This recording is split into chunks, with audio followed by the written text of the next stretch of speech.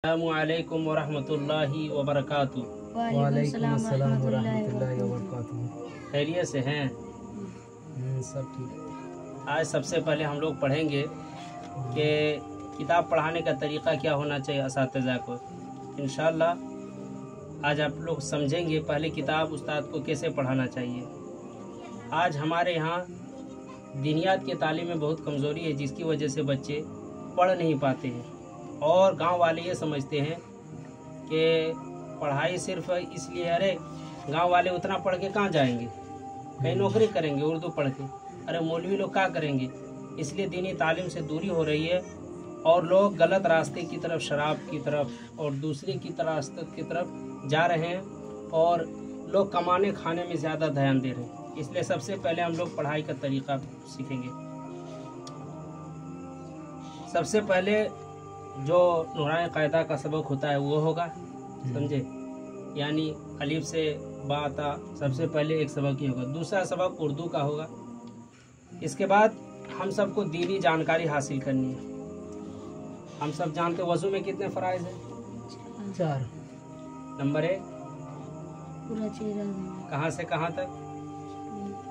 एक कान की लौकी से पेशानी की बारी से थोड़ी के नीचे, और चानी के बालों से थोड़ी के नीचे तक। एक कान की लौ से दूसरे कान की लौ तक पूरा चेहरा धोना पहला फर्ज क्या है? पहला फर्ज पूरा चेहरा धोना। दूसरा फर्ज क्या है?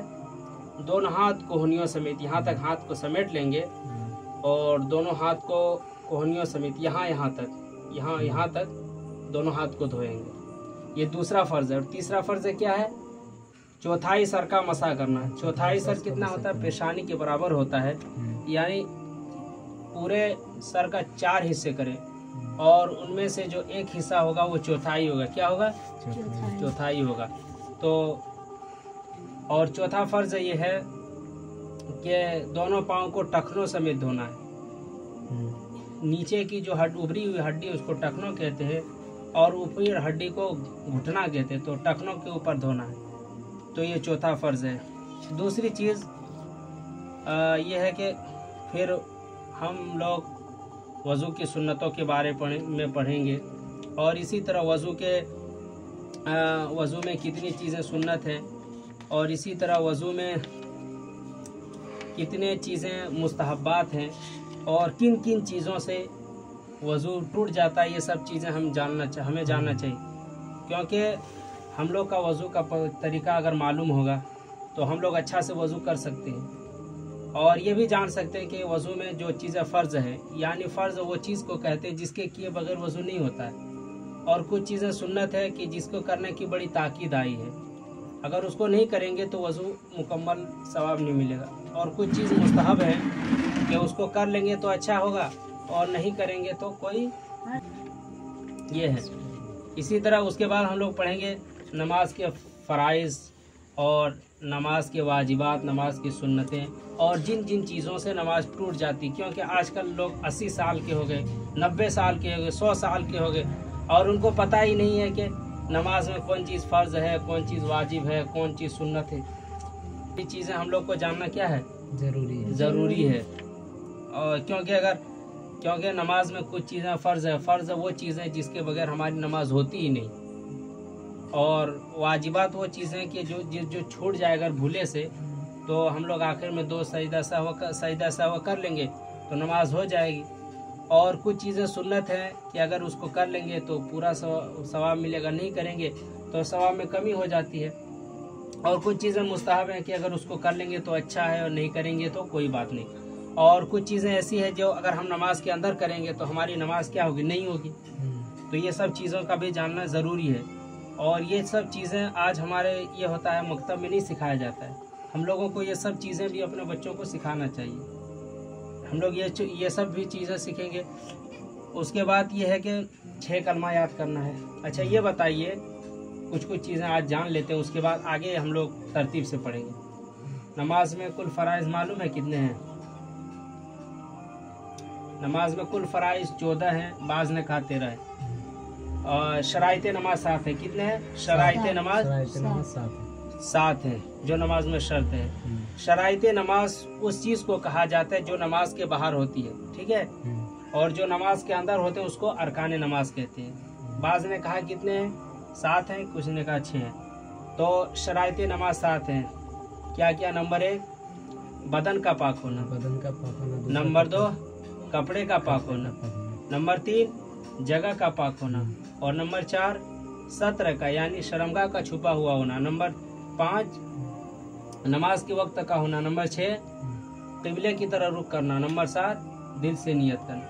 और अंदर के जो फराइ अरकान नमाज हैं वो भी किसी ने कहा 6 किसी ने कहा 7 है, तो बहर के अब हम लोग 7 पढ़ लेते हैं। नंबर 1 क्या है? तकबीर तहरीमा यानी अल्लाहु अकबर कहना। नंबर 2 क़याम यानी सीधा खड़ा हो जाना। नंबर 3 क़िरात यानी कुछ कुरान पढ़ना। नंबर 4 रुकू करना यानी झुकना। नंबर 5 दोनों सजदे करना।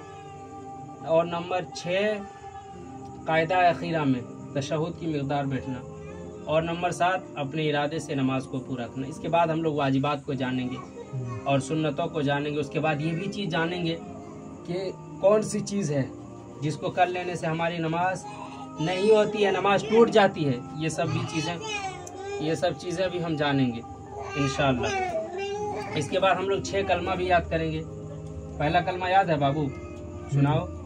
बिस्मिल्लाहिर्रहमानिर्रहीम। पहला कलिमा तय्यब ला इलाहा इल्लल्लाह मुहम्मदुर रसूलुल्लाह।